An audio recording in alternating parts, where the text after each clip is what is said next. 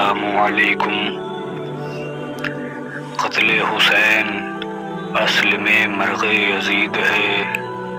اسلام زندہ ہوتا ہے ہر کربلا کے بعد۔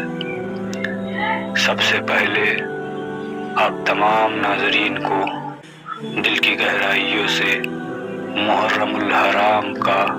چاند بہت بہت مبارک۔ جیسا کہ آپ جانتے ہیں کہ ہمارے اور آپ کے درمیان وہ مہینہ جلوہ گر ہے جس میں نواسہ رسول، جگر گوشہ بطول سیدنا امام حسین رضی اللہ تعالی عنہ اور ان کے جانثاروں نے شہادت کا جام نوش فرمایا اور اپنے خون سے اسلام کی شمع کو روشن فرمایا، مگر ان عظیم ہستیوں کی قربانی کے باوجود کچھ بدبخت ایسے بھی ہیں جو فرقہ وہابیہ سے تعلق رکھتے ہیں، فرقہ دیوبندیہ، تبلیغی جماعت اسلامی سے تعلق رکھنے والے لوگ، جو آج بھی یزید کے حامی اور یزید کو بچانے کی بار بار کوششیں کرتے نظر آتے ہیں۔ کہیں اپنی کتابوں میں لکھتے ہیں کہ امام علی مقام امام حسین رضی اللہ تعالی عنہ خلافت کے لیے لڑنے گئے، کہیں لکھتے ہیں کہ امام حسین رضی اللہ تعالی عنہ برسام کے مریض تھے معاذ اللہ، کہیں اپنی کتابوں میں لکھتے ہیں کہ امام حسین لالچ کی خاطر لڑنے گئے معاذ اللہ رب العالمین۔ یعنی ہر طریقے سے یزید کو بچانے کی کوشش کر کے امام حسین کو غلط ٹھہرانے کی پرزور کوشش کرتے ہیں، لیکن الحمدللہ ہمارے اکابرین کیا فرماتے ہیں، آئیے دیکھتے چلتے ہیں۔ حضرت شاہ عبدالحق محدث دہلوی رضی اللہ تعالی عنہ اپنی کتاب تکمیل الایمان کے اندر تحریر فرماتے ہیں کہ بعض علماء اہل سنت تو یزید کے معاملہ میں بھی توقف سے کام لیتے ہیں، مگر بعض غلو افراد کی وجہ سے اس کی شان و منزلت بیان کرنے بیٹھ جاتے ہیں اور کہتے ہیں کہ چونکہ وہ مسلمانوں کی اکثریت کی بنا پر امیر مقرر ہوا تھا، امام حسین رضی اللہ تعالیٰ عنہ پر ضروری تھا کہ ان کی اطاعت کرتے معاذ اللہ۔ یزید امام حسین رضی اللہ تعالیٰ عنہ کے ہوتے ہوئے امیر ہو کیسے سکتا ہے، اور مسلمانوں کو اجماع اس پر کس طرح واجب آتا ہے، جبکہ اس وقت کے صحابہ اکرام علیہ الرحمت و رضوان اور ان کی اولاد جو بھی موجود تھی اس کی اطاعت سے بیزاری کا اعلان کر چکے تھے۔ مدینہ منورہ سے چند لوگ اس کے پاس شام میں جو جبراً پہنچائے گئے تھے، مگر یزید کے ناپسندیدہ اعمال کو دیکھ کر واپس مدینہ چلے آئے اور عارضی بیعت کو فسخ کر دیا، اور ان لوگوں نے برملا کہا کہ یزید وہ خدا کا دشمن ہے، شراب نوش ہے، تارک الصلاۃ ہے، زانی ہے، فاسق ہے، محارم سے صحبت کرنے سے بھی باز نہیں آتا۔ ایک طبقہ ایسا بھی ہے جس کی رائے ہے کہ یزید نے حضرت حسین رضی اللہ تعالیٰ عنہ کے قتل کا حکم نہیں دیا تھا اور نہ ہی وہ شہادت حسین پر رضامند تھا۔ حضرت حسین رضی اللہ تعالیٰ عنہ اور اہل بیت رضی اللہ تعالیٰ عنہ کی شہادت سے وہ کبھی بھی مسرور و مطمئن نہیں تھا۔ تو ایسا کہنے والے آج بھی موجود ہیں، وہ اور کوئی نہیں جسے وہابی اور دیوبندی کہا جاتا ہے۔ انہوں نے اپنی تقریروں میں، اپنی تحریروں میں یزید کو بچانے کی بار بار کوششیں کی کہ یزید ان کی شہادت سے مطمئن نہیں تھا، لیکن آؤ دیکھو حضرت شاہ عبدالحق محدث دہلوی آگے کیا فرماتے ہیں؟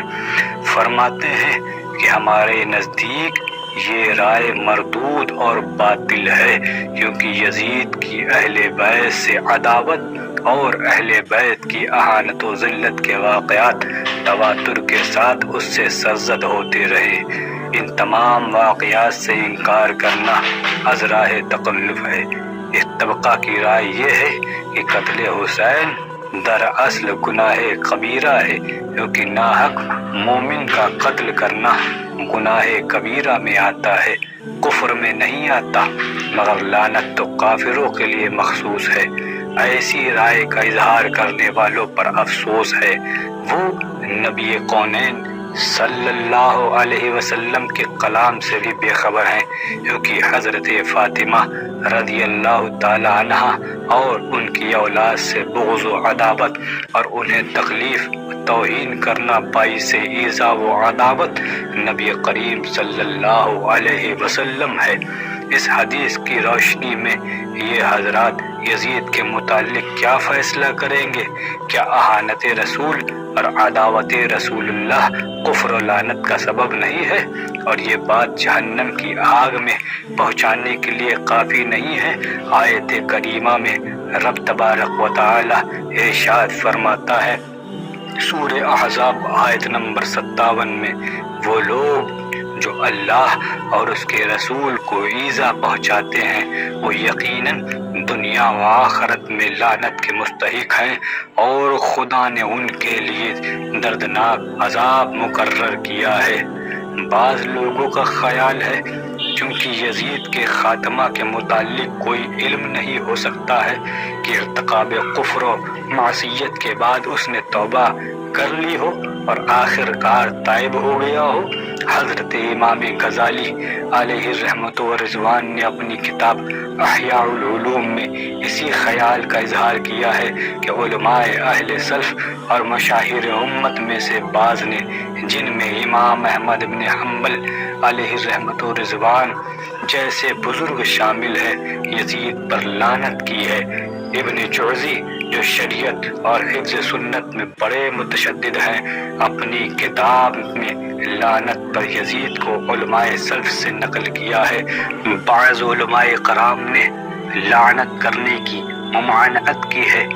اور بعض توقف کرتے ہیں۔ ہماری رائے میں یزید مبغوث ترین انسان تھا۔ اس بدبخت نے جو کارہائے سر انجام دیے ہیں، امت رسول صلی اللہ علیہ وسلم میں سے کسی سے نہیں ہو سکے۔ شہادت حسین رضی اللہ تعالی عنہ اور اہانت اہل بیت سے فارغ ہو کر اس بدبخت نے مدینہ منورہ پر لشکر کشی کی اور اس مقدس شہر کی بے حرمتی کے بعد اہل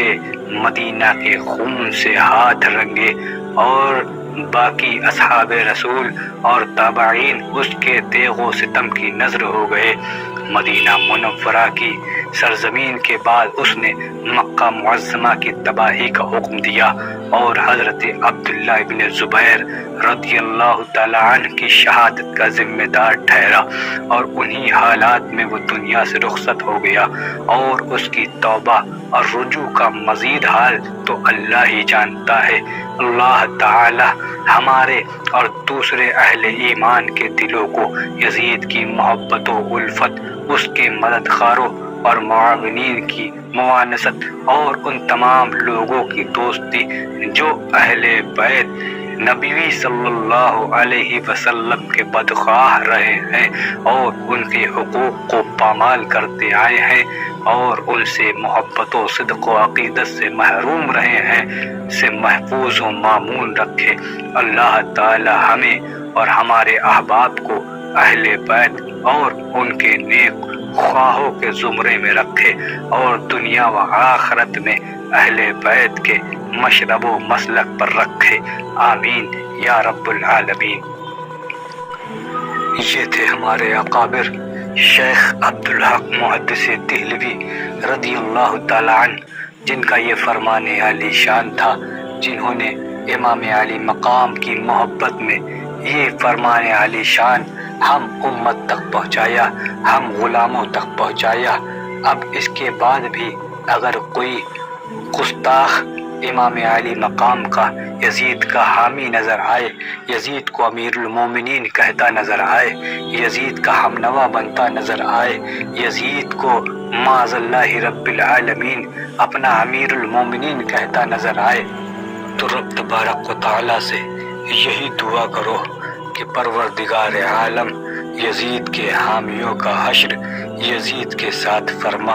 یزید کو امیر المومنین کہنے والوں کا حشر یزید کے ساتھ فرما، یزید کو صحیح کہنے والوں کا حشر یزید کے ساتھ فرما، اور ہم غلاموں کا حشر امام علی مقام امام حسین کے ساتھ فرما، امام حسین سے محبت رکھنے والوں کا حشر امام حسین کے ساتھ فرما۔ پروردگار عالم ہم سب کو اہل بیت کی محبت میں زندگی عطا فرمائے، اہل بیت کی محبت میں موت نصیب فرمائے، آمین یا رب العالمین۔